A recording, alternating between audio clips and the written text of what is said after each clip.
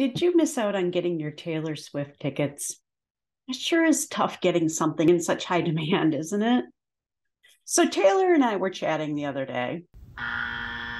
Okay, not really. But if we had, I would have mentioned how her ticket sale fiasco could be used to explain what's been happening in the real estate market the past couple of years. At its core, it's a study in supply and demand. For those of you who don't follow that kind of stuff, here's what happened to all the Swifties out there. Pre-sale tickets for her upcoming Eras tour were made available to Taylor Swift's verified fan base. There were 1.5 million tickets available, but 3.5 million verified fans. Well, guess what happened?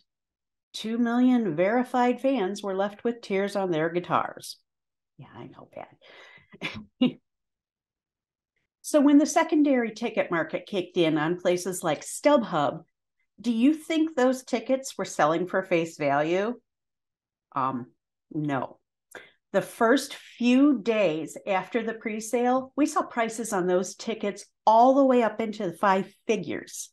Can you imagine paying $11,000 for a ticket with a face value of less than $60?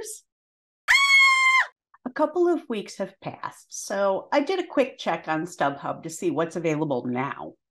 And while there are still some offerings out there in the $5,000, $6,000, $7,000 range, many more of the tickets are now around $1,000 to $1,500 for the Friday night show at Soldier Field. So let's talk about how all of this relates to real estate. Over the past couple of years, there's been exploding demand from people wishing to buy homes that simply could not be met.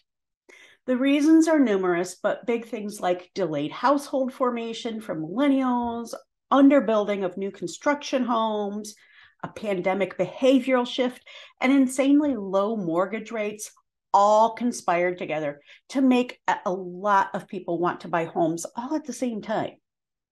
But just like Tay-Tay's verified fans, there just weren't enough homes out there for everyone. So prices skyrocketed. Most of us who have been in real estate for a long time have never seen activity like last spring's. 20 and 30 deep offers, homes selling way over list price, waived contingencies. Buyers during this time sacrificed a lot to get into their new homes. But just like all the people who waited 6 hours by their computers for the Eras tour tickets, only to find nothing available, there's still a lot of people who were shut out of that crazy housing market. And like the would-be concert goers who couldn't afford to pay $22,000 for a pair of tickets, there are millions of people who couldn't afford to pay $100,000 over list on a home. Now that the market has taken a breath, the prices on these homes have settled back a bit, just like happened with those concert tickets. So does this mean the market is crashing? Absolutely not. If your home was worth $400,000 before the run-up, $500,000 last spring, and has come back down to $440,000, did your home still gain value? Well, of course it did. It's worth 10% more than it was 2 years ago. So those $1,000 Taylor tickets are looking kind of like a bargain right now. And if you were lucky enough to get them for $60, enjoy yourself come June.